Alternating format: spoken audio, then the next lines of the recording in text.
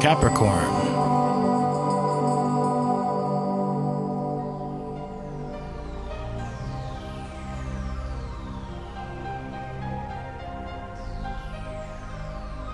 Hello Capricorn, this is your forecast for April 2016, and so we're going to be looking at the joys and the challenges of this month, but generally we have a beautiful month ahead. So we have this whole constellation going on in your fourth house for family this month. We got the Sun, we got Mercury, Uranus, we got the new moon there, and you had that solar eclipse in your third house there in March. So right now you might feel the energy just lifting and rising and full force ahead, should I say, with focus now on the foundation of your life, which is property, real estate, family, parents, and so forth, and just getting aligned with those things that might just need to be fixed or upgraded, small little projects around the house. You'll come to see that you will have the energy and drive to do so, and the focus to actually bring up the artsiness of which you have, as Venus will be joining the crowd here in this area a little bit later after that first week. But having the Sun in Aries for the first is really just very, very energizing, because the Sun going through this area is ruled by Mars. So that is your drive. It's your physical activity and so forth. So the Sun is going to be totally powered up, and Mercury will communicate those things that need to be done, whether you're discussing this with a partner or a service person to come in and look at things. But it could also be you arranging or rearranging something for your parents, if you have them. The new moon in this area also gives you a new feeling of a new start, new beginning, and we always love those new moons. That's when we place our intentions, and the intention and focus will be on the energy that I have in this area right now. I'd like to focus it as I move along throughout the coming months until next year, when the new moon gives you a new little bump to focus. So this is great. You're actually going to be able to catch up on things, but also initiate new starts, new beginnings. But Capricorn, also remember to write that abundance check to yourself. See what that is going to do for you here this month. Venus, as we start out in April, is still in the sign of Pisces.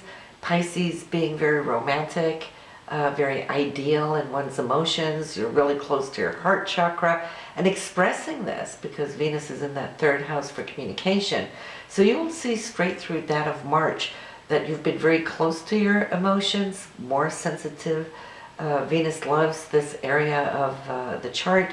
And after that first week, Venus will be moving in to the fourth house of family, foundation, real estate, and so forth. So your heart is going to be there like the last 3 weeks of April. And like I said, Venus rules art. You might just want to find that you might change colors on the walls, change your art around, or upgrade somehow. Mars is transiting through the sign of Sagittarius in your 12th house, and Mars loves that. Mars is fiery, and Sagittarius is also a fire sign. So the energies are good. The 12th house is your subconsciousness, it's your spirituality. It is that inner sanctuary where you want to pull back a little bit from the world, right? Because Mars is concluding a 2-year journey. So it goes into that 12th house before it starts a new cycle, just to recharge batteries. And you'll have an extended period here, Capricorn. It's currently direct as we start off the month, but Mars will retrograde on the 18th of April to June 29th. So it's going to move back into that 11th house of hopes and dreams and your social activities. So you might go back and wrap up all those things.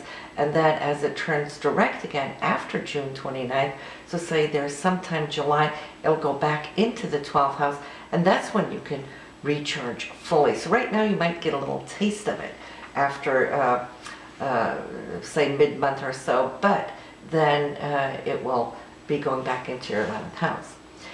Now we have also other retrogrades. We got Mercury, which will retrograde here on the 29th for 3.5 weeks.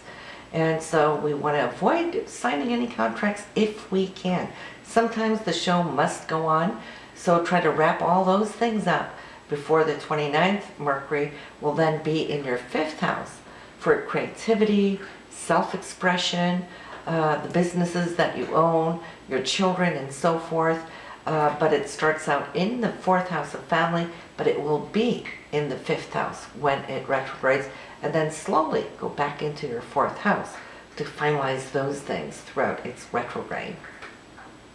We also have Jupiter, which is retrograde until May 10th. We've mentioned that before. And then we have Pluto, which is going to turn on the 19th straight through September 26th. Now, Pluto is in your 1st house for your personality.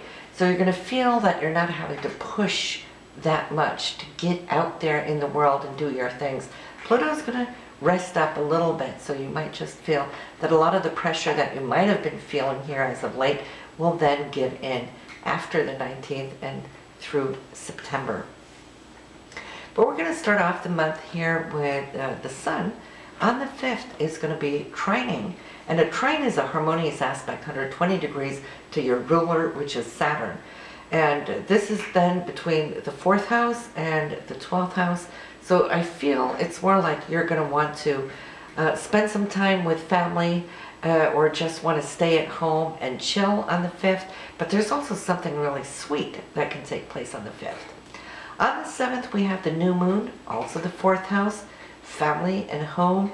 This is where you place your intentions, and the intentions should be that you're really loving your nest, right? And it's more like you're promising yourself that you want to spend a little bit more time each month by being at home and chilling, should I say, because normally you're just like go, go, go, right?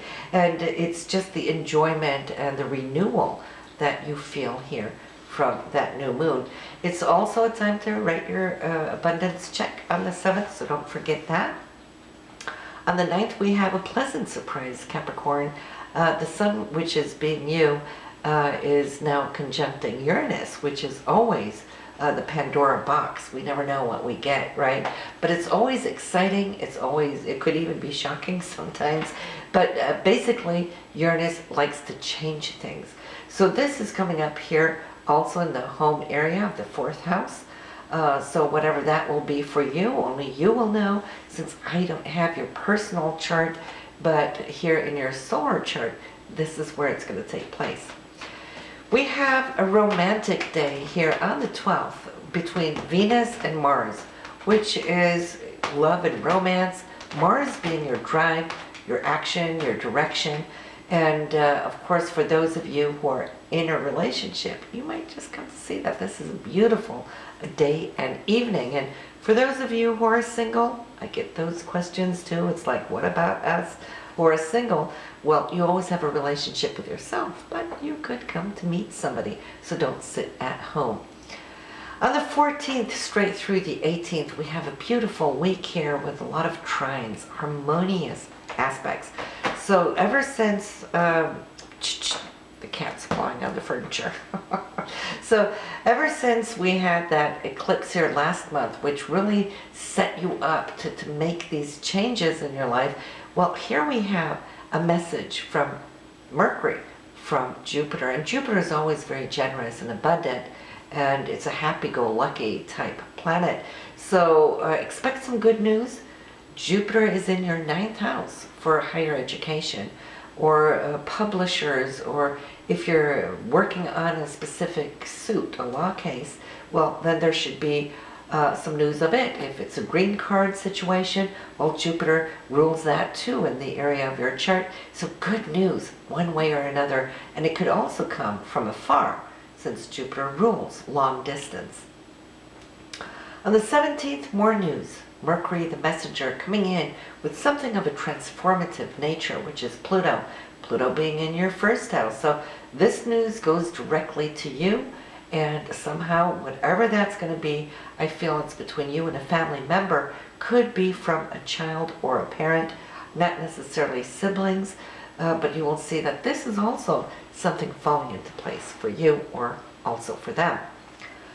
On the 17th, no, I'm sorry, on the 18th, we have Venus, which rules money and romance, both of them. Venus now here in your 4th house, again family. So you could see that the whole focus of April is going to be circling around this area of your chart, the foundation of your life, money and love and family now being secured by something coming from Saturn. So I feel this is great, good, accumulated karma since the 12th house has been building here under that transit of Saturn. And so this too should be great news since it's a trine. So straight from the 12th to the 18th, circle these days on your chart.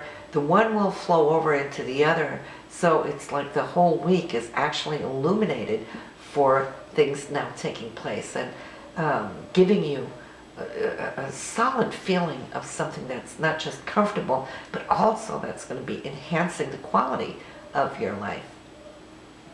On the 19th, well, there is a little challenge, and hardly do we get through a month without there being something of Murphy's Law. This could have to do with we're in a specific situation. I can't see, like I said, your personal chart, but with a person, and it has to do either with love, since it's Venus, but it could be money or a material issue. Pluto being squared. So you're not seeing eye to eye. You might be up against one another. Best thing you can do is take it in, listen to what's going on, and then back off a little bit and just say, let me think about it a day or two.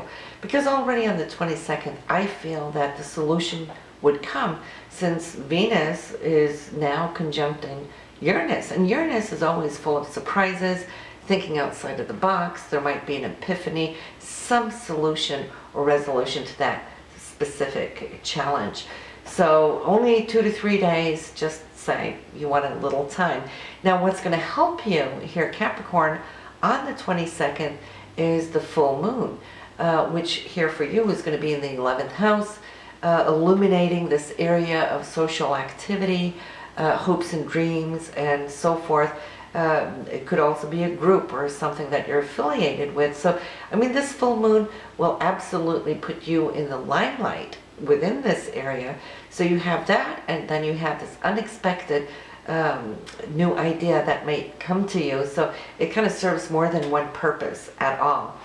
So in the overall, as you can see, April is great. You might want to listen to your tarotscopes just to see what the cards can bring extra to the table for you. Totally different type of reading, but it definitely does cast a good light over it. But listen, I'll see you in May. Have a beautiful month of April, Capricorn.